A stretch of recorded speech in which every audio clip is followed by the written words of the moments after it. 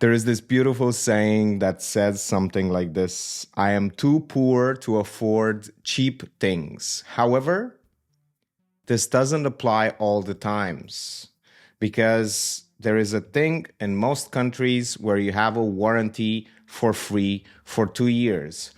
And what are the products that break the fastest? The cheapest ones. And usually the shop either replaces it or gives you the money back.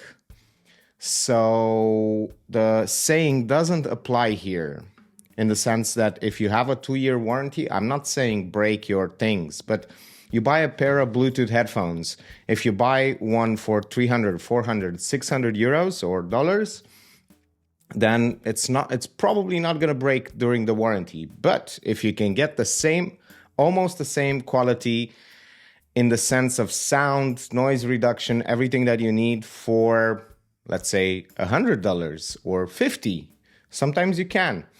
Or you can just downgrade to something that does almost 90% to 98%. If you can do that, always, and I mean always, buy the cheaper version because you have a 2-year warranty. It's probably going to break, and if it breaks, you get a product back, a new one. Or if they give you the money back, you can buy from another shop or the same shop the next day with another 2-year warranty. So you basically can have, I did this a few years back with a pair of headphones. It broke like every 2 months. And the shop that I bought it from, I used to go grocery shopping. So they would just give me a replacement every 2 months. And then at the end, they just didn't have the product in stock anymore. So they gave me the money back. This happened 4 or 5 times. They were nice Bluetooth headphones. Sure, they didn't have all the beautiful features, but for what I do, it did 98% of what I wanted to do. They felt nice, and changed them like 4 or 5 times. So it doesn't apply to everything. The saying that I'm too poor to afford cheap things is not always true. In the case of electronics, you might want to buy the cheapest thing. If it does 98% of the things, just buy the cheapest one. Because if you don't lose on the functionality, so if you don't lose on the functionality, but you do lose on the build quality, that means it's probably going to break in the 2 years. And if it doesn't, you found a bargain. So you had a tool for, usually, let's say I just bought a hair dryer. I needed to do some things, some drying of paint faster for the paintings. And yeah, you can just buy one for $8. If it breaks, I'm just going to go back. It's 5 minutes away, the shop. 2 years, no problem. I can change it 5 times, and I'm probably going to use it so much that it's going to break anyway. So it's so easy to just change it. Instead of buying a very expensive one, a $50 or $100 one, just buy the cheapest one, and I change it every time I need a new one. And if it's broken, I just change it. So that's easy. And a quick tip: buy the things, the electronics, the cheap electronics you're going to buy them in the same place and from the shop that is very close by. Go for the closest one because that's how you're going to change. When they break, that's how you're going to change them. And look for the warranty on the shop's website or ask them. As well, another tip: always put the beautiful receipt in the box of the object. And they usually, you put it, if you buy more things, put it in the most expensive thing that you bought so that you know where it is. That's easy to do. And of course, let's jump into the video and work for 30 minutes. I'm going to do some video editing, and I'm going to ask, hey Siri, set a timer for 30 minutes, please. 30 minutes starting now.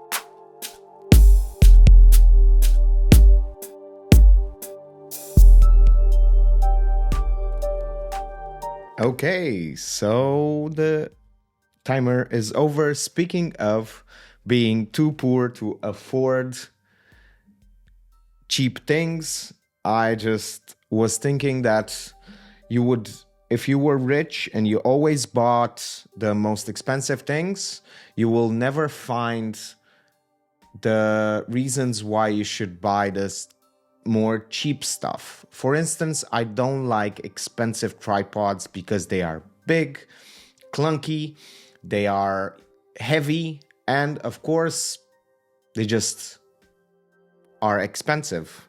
I like cheap tripods because they are very light, they become very small, and you can mount them on walls, on the ceiling. So you can have that's a good tip. Never buy the expensive C stand to put your camera. Just put it on the ceiling with one wire. I almost always carry wire to tie things up.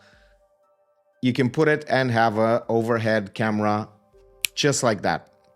So cheap tripods, so much better. I have two more expensive tripods. I just hate them. They are big, clunky, and I cannot take them with me so fast. I have to take a big bag instead of my backpack.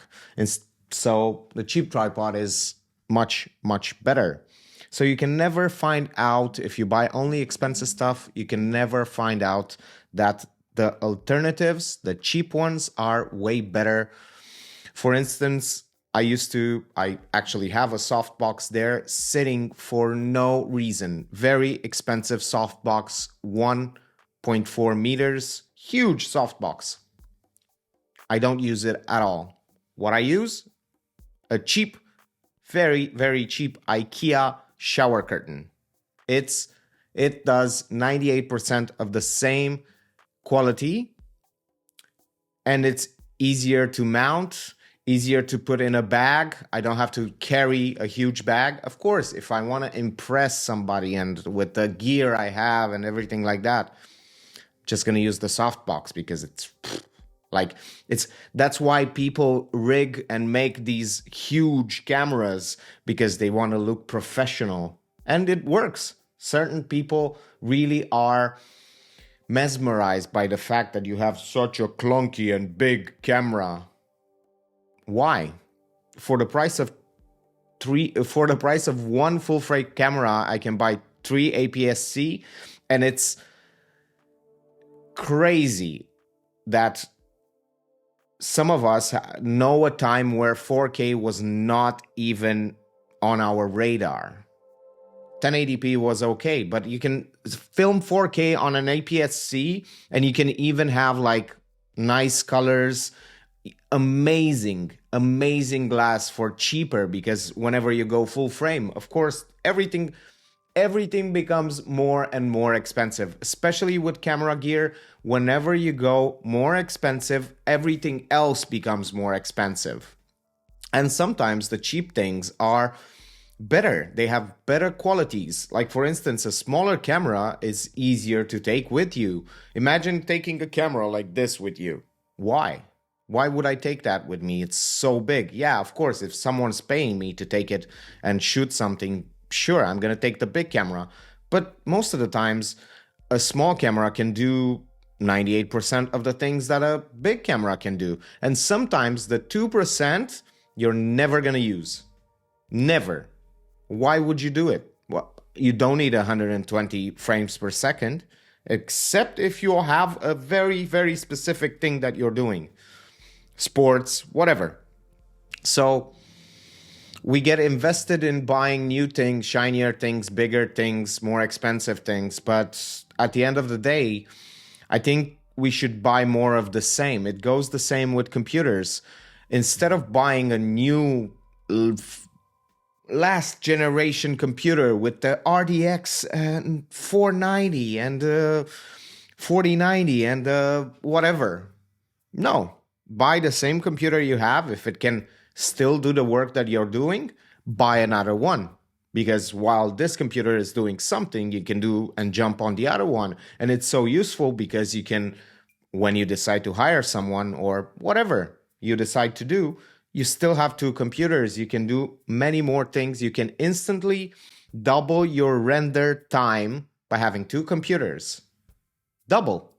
With generation by generation is 15% maximum. So it doesn't make sense. And it usually is almost the same if you buy a second one than if you sell the old one and it's the same price. And now you have two of them. Okay, thank you and see you in the next one.